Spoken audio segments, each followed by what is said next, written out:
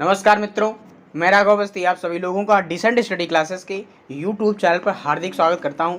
आप इस क्लास में पढ़ते हैं repair and maintenance second subject को, जो कि पॉलिटेक्निक 6 सेमेस्टर के मेंटेनेंस ब्रांच का एक सब्जेक्ट है। जैसा कि आप लोगों को पता ही है कि आप लोगों की जो एग्ज़ाम इस बार हैं वो ऑनलाइन होंगे और उसमें जो पेपर का पैटर्न होगा वो बहुविकल्पी क्वेश्चन पर आधारित होगा। तो इसी क्रम में मैंने आप लोगों के लिए बहुविकल्पी क्वेश्चंस की ऑनलाइन लेक्चर सीरीज स्टार्ट की थी, जिसमें मैंने सारे सब्जेक्ट लगभग कवर कर दिए हैं। एक सब्जेक्ट ये बचा हुआ है रिपेयर एंड मेंटेनेंस का, इसके भी मैंने 3-4 वीडियोस अपलोड किए हैं। अगर वो आप लोगों ने अभी तक नहीं देखे तो वो देख लीजिएगा। और आज से मैं जो रिपेयर एंड मेंटेनेंस के 4-5 वीडियो आगे दूंगा या आज जो दे रहा हूँ ये आप लोगों का मिसलिनियस क्वेश्चंस पर आधारित होगा, मतलब कि सभी चैप्टर्स के क्वेश्चन होंगे इसमें। और मैं लगभग इसी तरीके से आप लोगों को 400 से 500 क्वेश्चन की सीरीज़ प्रोवाइड करूंगा 4-5 वीडियो के माध्यम से। इस वीडियो में लगभग 50 क्वेश्चन पूरे कवर होंगे। अगर आप लोग क्वेश्चंस को नोट नहीं करते हैं तो मेरे हिसाब से आप लोग क्वेश्चन को नोट ज़रूर कीजिएगा। क्वेश्चन को अगर नोट करेंगे तो पेपर के पहले पढ़ने में भी आसानी होगी। तो शुरू करते हैं आज का वीडियो। देखिए, आज के वीडियो का हमारा जो पहला क्वेश्चन है वो क्या कह रहा है। क्वेश्चन कह रहा है कुछ, पहला क्वेश्चन, एक पदार्थ की क्षमता बिना फ्रैक्चर के प्लास्टिक विरूपण से गुजरने की है जब क्या चीज़ यूनी एक्सियल बल के अधीन है। कोई क्या है, प्लास्टिसिटी आप लोग जानते ही हैं, प्लास्टिसिटी क्या होती है, और यूनी एक्सियल बल भी जानते हैं, तन्य बल। ठीक है, तो जब ये कंडीशन बन रही हो तो वहाँ पर हम लोगों का क्या किसके अधीन होती है, ये डक्टिलिटी के अधीन होती है। किसके, डक्टिलिटी, या फिर बोल सकते हैं तन्यता के अधीन होती है। तो एक नंबर का ए नंबर ऑप्शन बिल्कुल करेक्ट हो जाएगा। आप लोग इसे नोट कर लीजिए। अब हम लोग देखते हैं अपना दूसरा क्वेश्चन। दूसरा क्वेश्चन देखिए, कह रहा है कि एक जो दूसरा नंबर है, किसी धातु में सार्वत्रिक डक्टिलिटी होती है, जो आपकी सार्वत्रिक डक्टिलिटी या फिर बोल सकते हैं तन्यता जो होती है वो क्या होती है, किसके कौन से पदार्थ के लिए सार्वत्रिक डक्टिलिटी होती है या फिर तन्यता होती है। ये पदार्थ दिए गए हैं, पहला सिल्वर, दूसरा सोना, तीसरा प्लेटिनम, चौथा एल्युमिनियम। तो इसका सी नंबर प्लेटिनम ऑप्शन बिल्कुल करेक्ट हो जाएगा। कौन सा, सी नंबर प्लेटिनम। तो दूसरे का सी नंबर बिल्कुल करेक्ट है, आप लोग इसे नोट कर लीजिए। अब हम लोग देखते हैं अपना अगला क्वेश्चन। देखिए, क्वेश्चन अगला कह रहा है सिरेमिक की डक्टिलिटी होती है। तो ये क्वेश्चन जो है डक्टिलिटी से रिलेटेड अगर परसेंटेज वगैरह में कुछ पूछ रहा है तो आप लोगों को ये सीधे याद कर लेने हैं, क्योंकि इसी तरीके से आपको सीधे सीधे पेपर में वो पूछ देगा। तो जो आपकी सिरेमिक की डक्टिलिटी होती है वो 1% से कम होती है। कितनी होती है, 1% से कम होती है। तो 3 नंबर का ए नंबर ऑप्शन बिल्कुल करेक्ट हो जाएगा। अब लोग देख लेते हैं चौथा क्वेश्चन। चौथा क्वेश्चन कह रहा है एनिल्ड सीयू की डक्टिलिटी होती है। जो आपका एनिल्ड सीयू होता है उसकी डक्टिलिटी इसने पूछ दी है। तो मैंने आपको बता ही दिया कि डक्टिलिटी के क्वेश्चन है इंपॉर्टेंट, ये परसेंटेज सीधे सीधे याद कर लीजिएगा आप लोग। तो क्या एनिल्ड सीयू जो है उसकी जो डक्टिलिटी होती है वो क्या होती है, 45%। कितनी होती है, 45% होती है। तो इसी पे हम लोग पाँचवा क्वेश्चन देख लेते हैं। क्वेश्चन कह रहा है कॉमर्शियल शुद्ध टाइटेनियम की डक्टिलिटी क्या है।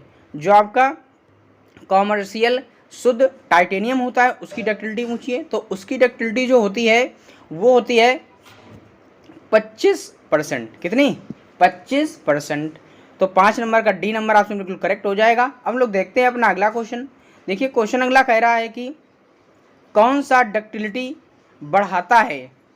इनमें कौन सा गुण ऐसा है या कौन सा ऐसा जो पदार्थ है, ये एलॉय होती है, मिश्र धातु होती है, जो भी ऑप्शन दिए गए हैं इनमें कौन ऐसा कारक है जो डक्टिलिटी को बढ़ा देता है, जो तन्यता को बढ़ा देता है। तन्यता क्या होता है, जब हम किसी पदार्थ को उसके एक्सिस के विपरीत बोले तो एक्सिस के सापेक्ष उसे क्या करें हम लोग, घसीटें या फिर बढ़ाएं, तो उसमें तन्यता आए या वो बढ़ने का प्रयास करे और उसका विरूपण भी करे, तो उसे हम लोग क्या, तन्यता या डक्टिलिटी बोलते हैं किसी भी पदार्थ की।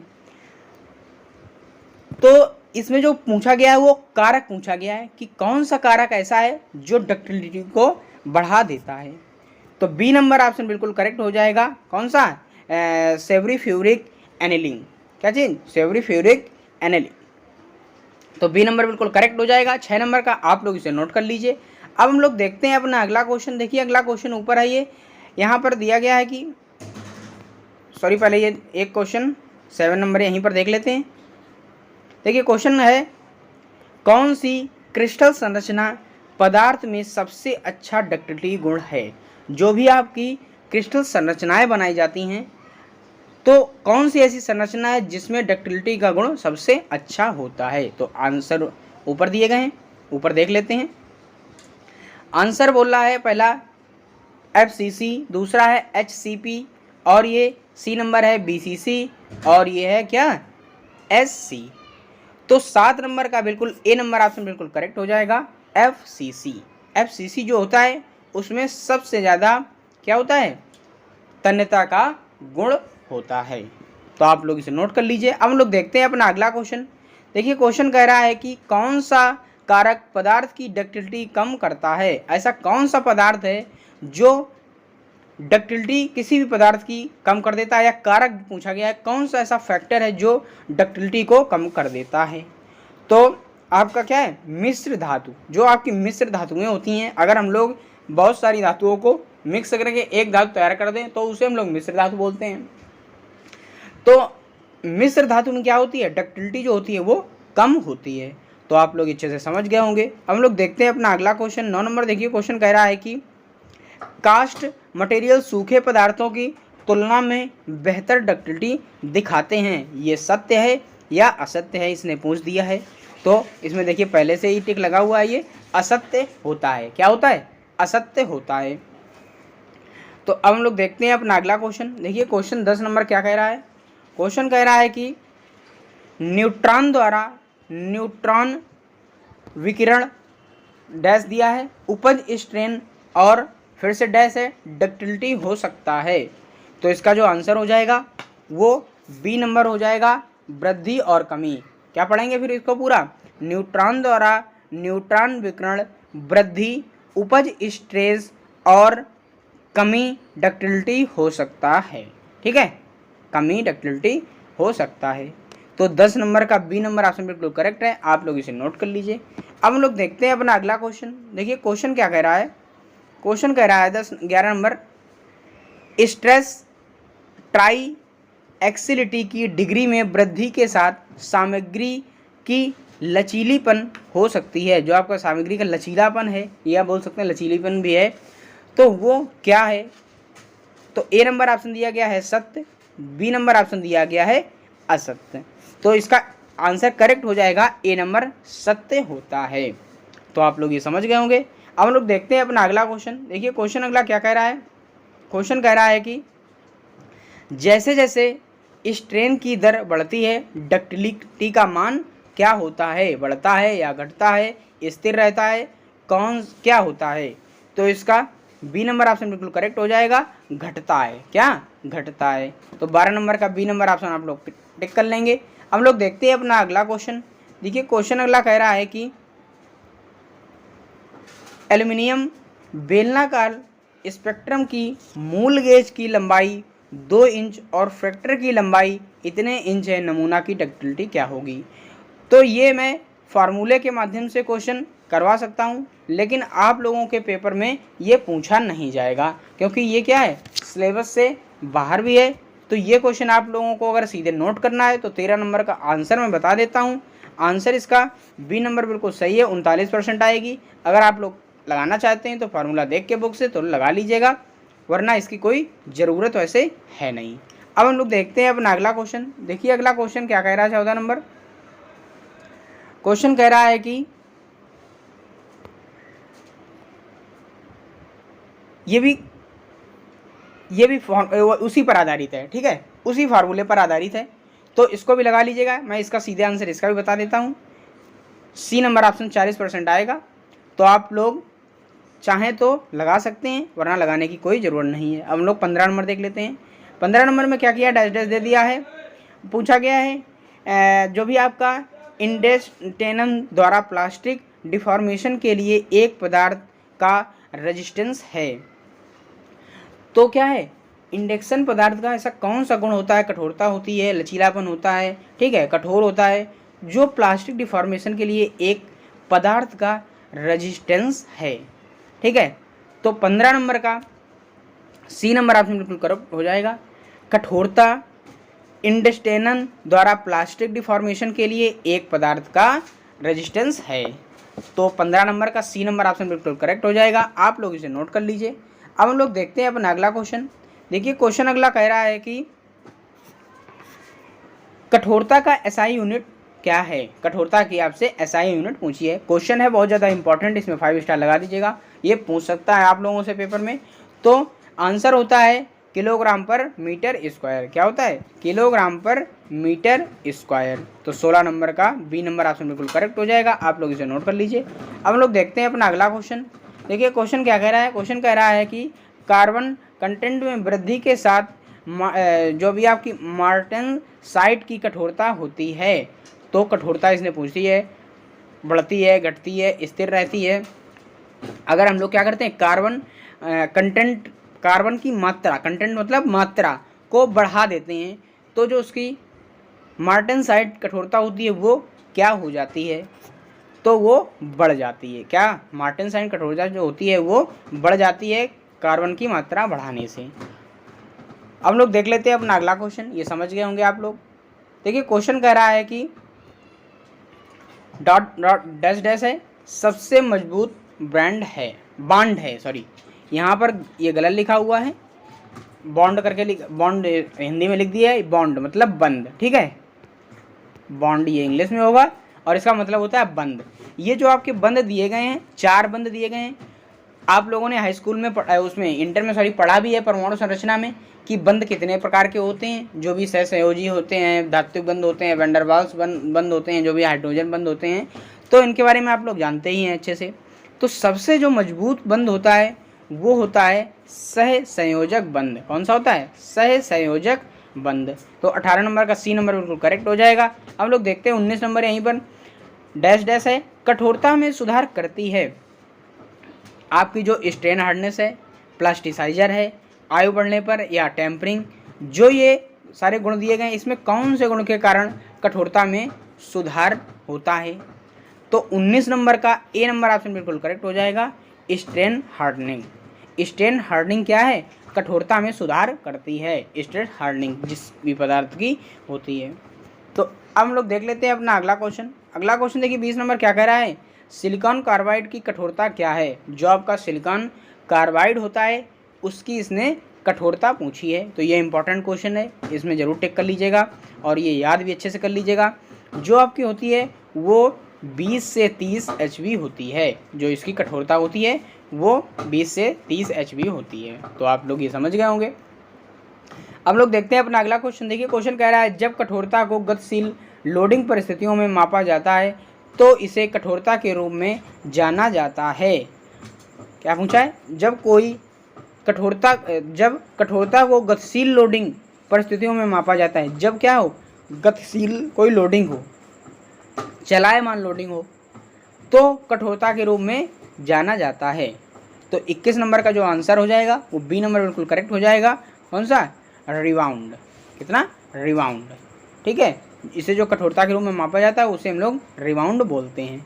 तो 22 नंबर भी यहीं पर देख लेते हैं। क्वेश्चन कह रहा है कि तापमान में वृद्धि के साथ पदार्थ की कठोरता और डक्टिलिटी बढ़ती है, घटती है, क्या क्या होती है?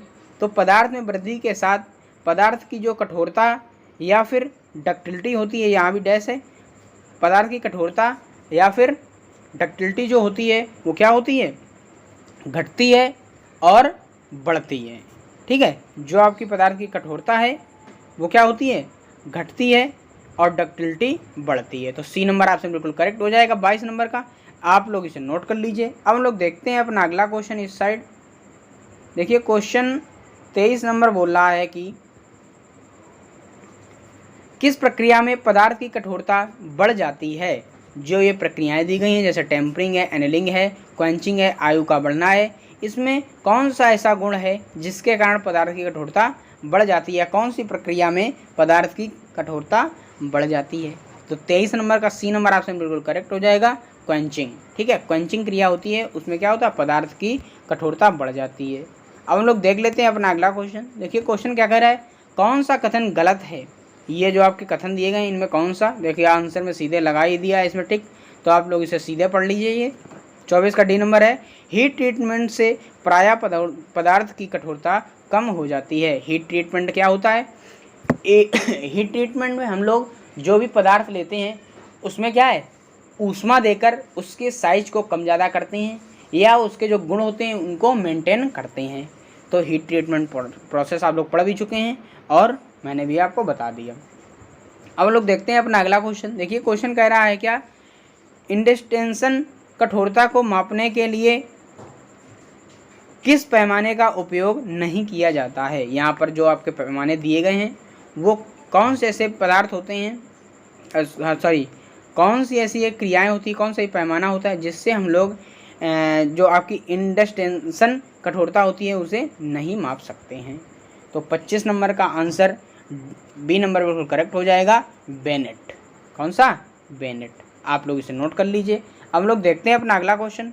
देखिए क्वेश्चन 26 नंबर कह रहा है, कूलिंग रेट क्वेंच्ड एंड से दूरी के साथ डैश डैश और कठोरता फिर डैश डैश दिया गया है।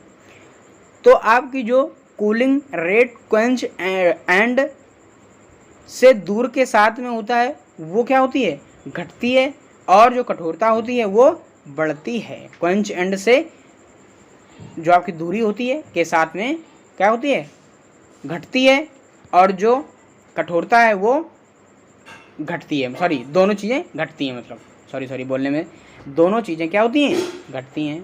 तो 26 नंबर का डी नंबर आपसे बिल्कुल करेक्ट हो जाएगा। आप लोग इसे नोट कर लीजिए।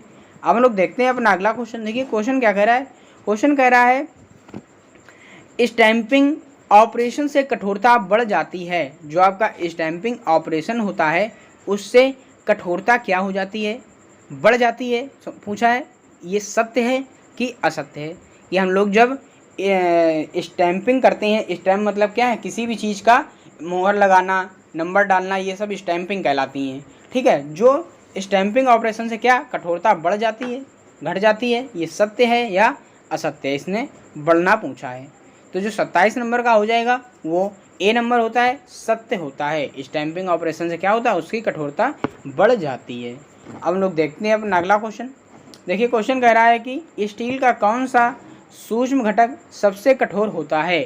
स्टील का ऐसा कौन सा छोटा या सूक्ष्म घटक होता है जिस सबसे जो कठोर होता है, ठीक है। सूक्ष्म जो भी आपका सूक्ष्म कंपोनेंट है कौन सा ऐसा है जो सबसे ज़्यादा कठोर होता है। तो 28 नंबर का डी नंबर आपसे बिल्कुल करेक्ट हो जाएगा, मार्टेसाइट। तो आप लोग ये नोट कर लेंगे। अब लोग देखते हैं अपना अगला क्वेश्चन। देखिए क्वेश्चन कह रहा है कि स्टील की एक ही संरचना के लिए मोटे परलाइट अधिक कठोर होती है। तो ये कथन क्या है, सत्य है कि असत्य है, ये पूछा गया है। तो ये क्या है, बिल्कुल असत्य कथन है। तो 29 नंबर का डी नंबर आपसे बिल्कुल करेक्ट हो जाएगा। आप लोग इसे नोट कर लीजिए। अब लोग देखते हैं अपना अगला क्वेश्चन। देखिए क्वेश्चन क्या कह रहा है, क्वेश्चन कह रहा है कि निम्न में कौन सुविधा स्थान चयन की आवश्यकता की व्याख्या करता है। जो आपके ये ऑप्शन दिए गए हैं इनमें पूछा गया है कौन सा सुविधा स्थान चयन की आवश्यकता की व्याख्या व्यक्त करता है। तो 30 नंबर का आंसर जो है वो डी नंबर बिल्कुल करेक्ट हो जाएगा। ये सभी होते हैं। पहला दिया गया है, जब मौजूदा व्यावसायिक इकाई अपनी मूल सुविधाओं से आगे निकल गई है और विस्तार संभव नहीं है, बिल्कुल सही है। जब कोई व्यास शुरू किया जाता है, ये भी सही है। थोड़ा सा ऊपर करके देखते हैं, जब कोई व्यवसाय शुरू किया जाता है, बिल्कुल सही है।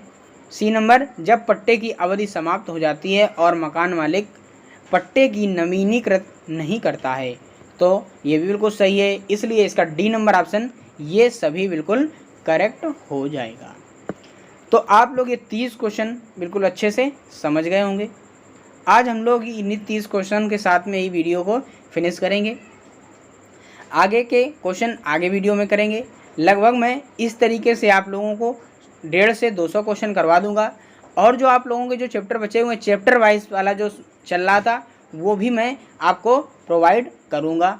चैप्टर वाइज क्वेश्चन जो मैं हैंड राइटिंग में आपको लिखकर जिस तरीके से प्रोवाइड कर रहा था वो भी कर दूंगा, क्योंकि ये जो क्वेश्चन है ये क्वेश्चन क्या है आप लोगों को करना आवश्यक है, क्योंकि ये क्या है आपकी बुक के ही क्वेश्चन है, तो ये आपको देखने को मिल सकते हैं पेपर में। और मैं चैप्टर वाइज भी पूरा करवा दूंगा, क्योंकि उससे और ज़्यादा बिल्कुल आपको क्लियर हो जाएगा।